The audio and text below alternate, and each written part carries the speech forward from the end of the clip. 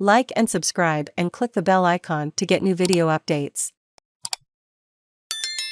Ukraine-Russia war live. Phone communication between Chernobyl and the nuclear regulator has been restored. Posted 6 hours ago. Updated 31 m ago. Space to play or pause. M to mute. Left and right arrows to seek. Up and down arrows for volume.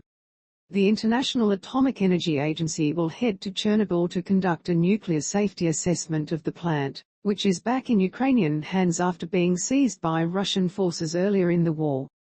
Catch up on Wednesday's events with our live blog. Key events live updates. This is what Ukrainian soldiers are seeing near the front line in Mykolaiv. Ukrainian troops have so far held the line against a broad Russian offensive in Donbas. The General Staff of Ukraine's Armed Forces has shared an operational update on Facebook, saying despite attacks in Kharkiv, a Russian offensive south of Izium has failed. Further south, Ukrainian troops have retaken the town of Marinka in the Donetsk region. But Kyiv says Russia is transferring more troops from Belarus in order to redeploy them to the war zone.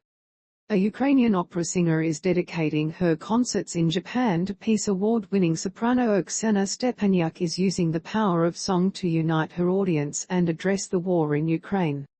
The Associated Press says the singer has been performing with the Japan Opera Foundation for 2 decades.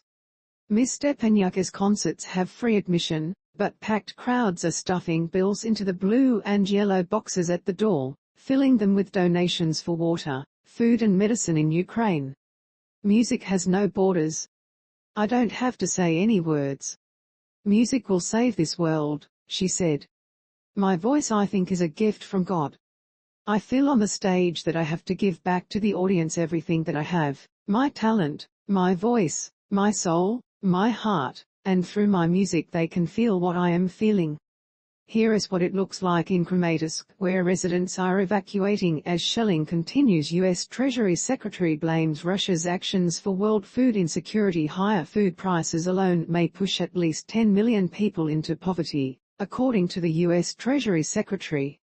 Janet Yellen said countries should avoid export bans that could further increase food prices and step up support for vulnerable populations. I want to be clear, Russia's actions are responsible for this, Ms. Yellen said. She said the state of world food security was already dire, with price and supply shocks adding to inflation pressures. Even before the war, more than 800 million people, 10% of the global population, were suffering from chronic food insecurity. Russia gives Ukrainian fighters in Mariupol a fresh ultimatum. The Associated Press is reporting that Russia has once again called on Ukrainian troops at the Azovstal steel plant in Mariupol to surrender.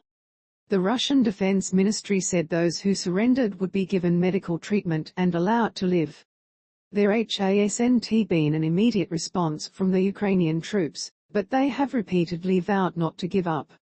Instead, the deputy commander of the Azov regiment, who is in Mariupol, said the Russian military dropped heavy bombs on the steel plant and hit an improvised hospital. We are pulling people out from under the rubble, Svyatoslav Palomar said. C.E. Taruta, the former governor of the Donetsk region, also reported the bombing of the hospital, where he said 300 people, including wounded troops and civilians with children, were sheltered. The Associated Press COULDNT independently confirmed the reports. UN official says women and children escaping Ukraine must be protected from human trafficking and violence. More than 4 million refugees have fled Ukraine, but men aged between 18 and 60 can leave and may be called on for military service. Kelly Clements, the UN's Deputy High Commissioner for Refugees, says this means many displaced girls and women traveling alone need protection. The risks of gender-based violence, trafficking and sexual exploitation and abuse are high, she said. Anecdotal information is already coming in about persons approaching the displaced with too good to be true promises of work, accommodation and transport. Russia's defense minister accuses Western nations of doing all they can to drag out Russia's invasion. Sergei Shoigu said Washington and its allies were supplying Ukraine with weapons so it could continue to resist Russia's special military operation. The growing supplies of foreign weapons clearly signal their intention to provoke the Kiev regime to keep fighting until the last Ukrainian, he said. Mr. Shoigu said the Russian military had consistently implemented the plan to fully liberate the Donetsk and Luhansk People's Republics.